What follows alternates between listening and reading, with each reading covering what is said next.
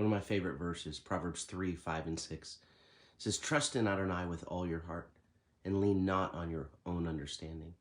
Acknowledge the Lord in all of your ways, and he will direct your path." Now, trusting God sounds simple enough, but when life gets difficult, that trust can be really hard. And our most natural instinct is to rely on our own understanding, to rely on our own instincts, our expertise, what feels safe. I mean, you think about it, when we step out in bold acts of faith, the first thing we often hear is someone saying something like, "I know you need to have faith, but the Lord also wants you to have wisdom," right?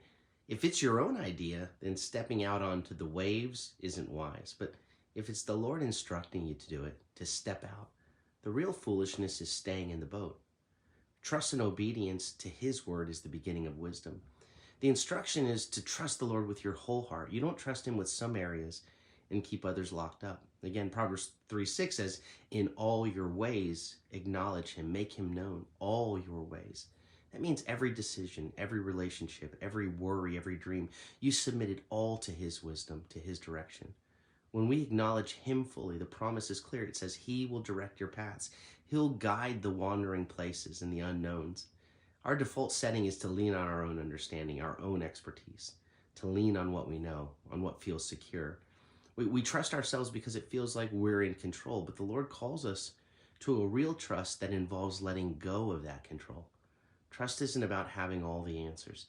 It's about keeping your eyes fixed on him, trusting him no matter how big the waves get.